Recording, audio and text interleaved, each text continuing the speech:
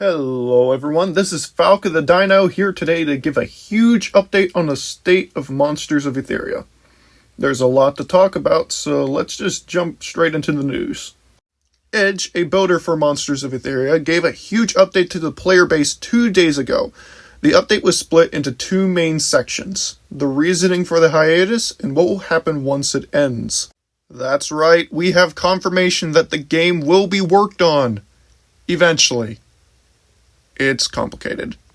So Monsters of Etheria has been on hiatus for quite a while. Roblox has had issues with a transfer of ownership.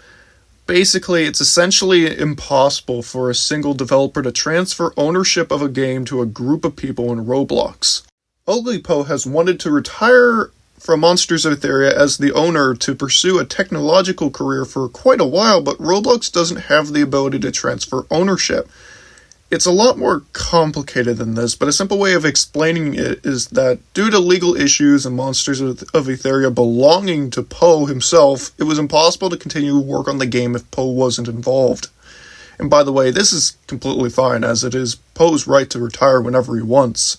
It's also impossible to just recreate Monsters of Etheria, since that would mess with everyone's save data and much more. However, there seems to be light at the end of the tunnel now. Roblox has acknowledged the issue and is apparently working on it. However, we do not have much of an idea of how long it will be before this is finished. As Poe said himself, the transfer won't be possible for a while, probably 3 months at an absolute minimum. While this is disappointing, there is some exciting news from the second part of the update. Monsters of Etheria now has a confirmed future owner. This will be Edge, the same person who updated people in the situation. When it is possible, Poe will officially retire and Edge will be able to start updating Monsters of Etheria. Edge spent the rest of the announcement explaining where he wants to take Monsters of Etheria in the future. I'll spend the rest of the video explaining this from the info we received. The first big announcement, even though it's rather expected with a new owner, is that there will be new members added to the Etheria development team. Sadly, there seems to be no applications, as Edge has a hand-picked list of people he already wants to ask. However, adding more people to the Monsters of Etheria development will make the changes he wants to make easier to accomplish.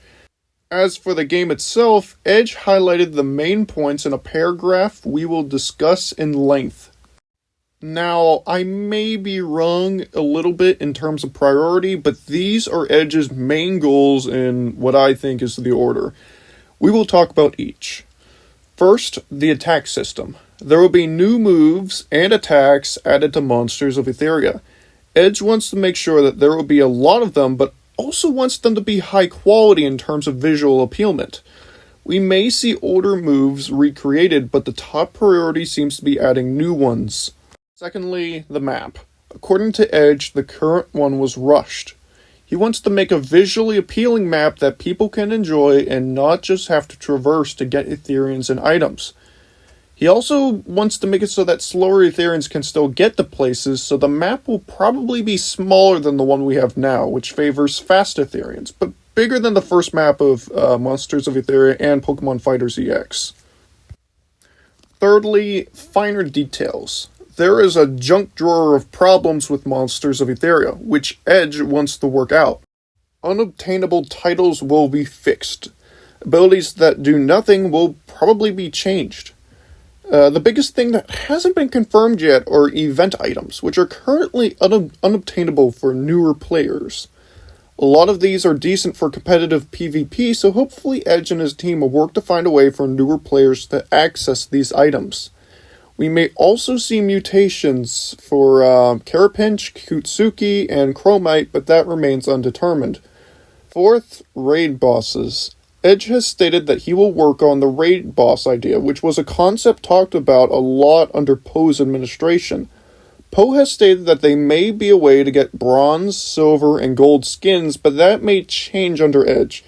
He wants them to be a challenge, but he also tossed around the idea of tournament mode, which he might pursue. Raid bosses are confirmed, but tournament mode is not. The reason why the rewards might be different for raid bosses is that tournament mode was also considered for bronze, silver, and gold skins, So we'll just have to see how this plays out.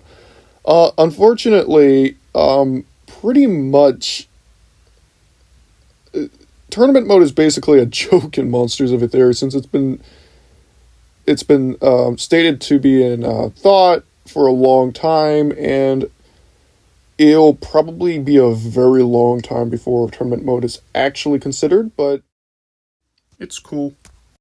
Finally, the smaller details, which will probably come a little later than these big ones. Once the game is off hiatus and the development is in a smooth workflow, there will be new Etherians added to the game.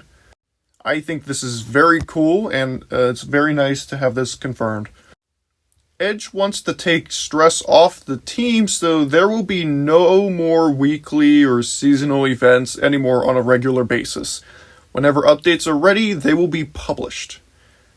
One final thing. Edge wants to acknowledge influencers. These are YouTubers and content creators.